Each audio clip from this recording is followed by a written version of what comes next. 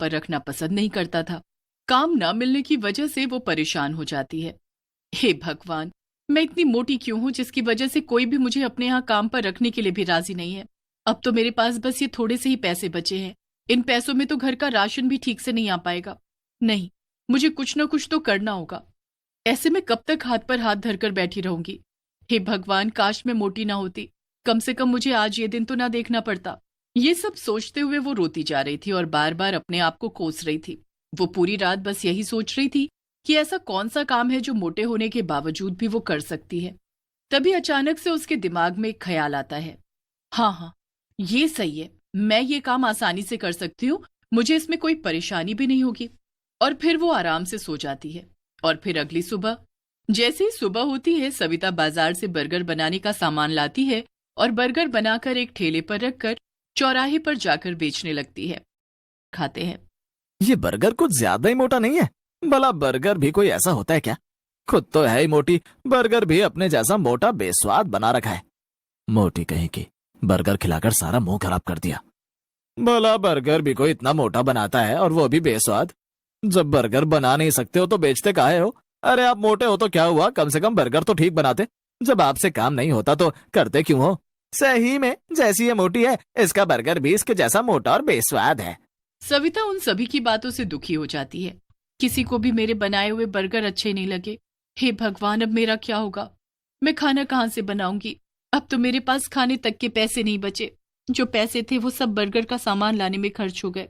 ये सब सोच सोच कर सविता बड़ी ही दुखी होती है और वो दुखी मन से अपना ठेला लेकर घर के लिए निकल जाती है। तभी रास्ते में अचानक से उसका बैलेंस बिगड़ जाता है और धड़ाम से जमीन पर गिर जाती है। और गिरते ही वहां पर उसकी मौत हो जाती है और वो एक भयानक चुड़ैल बन जाती है। नहीं नहीं, मैं मर नहीं सकती, मैं चुड़ैल नहीं बन सकती। आज उन सभी आदमियों की वजह से मेरी जान चली गई। अगर वो मुझे मोटा ना कहते तो मैं नहीं मरती, और अगर उन्हें मेरा बर्गर पसंद नहीं तो मेरा मजाक तो न उड़ाते।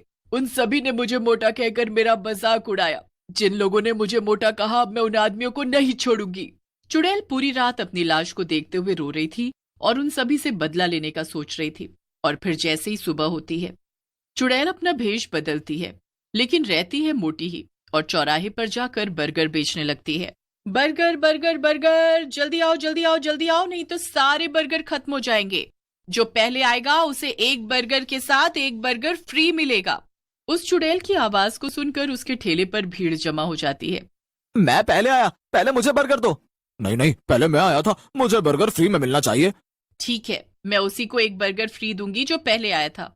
फिर वो चुड़ैल उसकी आंखें बचाकर बर्गर पर जादू कर कर उसे खाने के लिए देती है। ये लो भैया, आपका बर्गर, और ये फ्री वाला बर्गर भी। और फिर बर्गर खाते ही वो आदमी उस चुड़ैल से कहता है, सही में बर्गर खाकर तो मजा ही आ गया। चुड़ैल मन ही मन खुश होती है। हाँ हाँ, खाओ खाओ, खूब खाओ। मुझे मोटा कहा था ना, अब देखना तुम लोगों का क्या होता है। अगर आपको मेरे बर्गर इतने पसंद आए तो मैं हर रोज आपको ऐसे ही बढ़िया बर्गर बनाकर खिलाया करूंगी। उस चुड़ैल के बनाए हुए बर्गर सभी लोगों को पसंद आ रहे थे। चुड़ैल अपने बनाए हुए बर्गर पर जादू करके उन्हें खिला रही थी। जो कोई भी उसका बर्गर खाता तो बस खाता ही रह जाता। ये औरत इतनी मोटी होने के बावजूद भी इतनी जल्दी और इतना बढ़िया बर्गर कैसे बना लेती है? चुड़ैल सभी लोगों को बर्गर पर जादू करके खिला रही थी, जिससे उसके बनाए हुए बर्गर सभी को खूब स्वादिष्ट लग रहे थे और सभी लोग उसके बर्गर स्वाद लेकर खा रहे थे और किसी को उस पर शक भी नहीं हो रहा था, जिससे उस चुड़ैल के सभी बर्गर खत्म हो जाते हैं और वो मन ही मन बड़ी खुश भी हो रही थी। वाह, चलो अच्छा है, सभी को मेरे बनाए हुए बर्गर पसंद आ रहे हैं और किसी को मुझ पर शक भी नहीं हुआ। लेकिन जब ये लोग अपने घर पहुंचेंगे तब उन्हें पता चलेगा कि उनके साथ क्या हो गया। और बोलो मुझे मोटी। ये कहकर वो चुड़ैल बड़ी जोर से हंसने लगती है और फिर जैसे ही रात होती है वो फिर से चुड़ैल बन जाती है। और उधर जब सभी लोग सो रहे थे जिन्होंने उस चुड़ैल के बर्गर खाए थे, वो सभी उसी की तरह मोटे हो जाते हैं और इधर चुड़ैल मन ही मन खुश हो रही थी।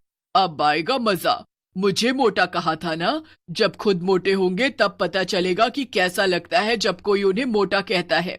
और फिर जैसे ही सुबह होती है, उन सभी की पत्नियां जब उन्हें उठाने के लिए आती हैं तो अपने पतियों को मोटा देखकर उनकी चीख निकल जाती है और चीख की आवाज सुनकर वो सभी जाग जाते हैं और वो सभी अपनी पत्नियों से कहते हैं, अरे क्या हुआ, इतनी जोर जोर से सुबह सुबह क्यों चिल्ला रही हो? अच्छा, मैं चिल्ला रही हूँ? जब तुम भी अपने आप को देखोगे तो आप भी ऐसे ही चिल्लाओगे। फिर उस औरत का पति जैसे ही अपने आप को देखता है तो उसकी भी चीख निकल जाती है। मैं रात को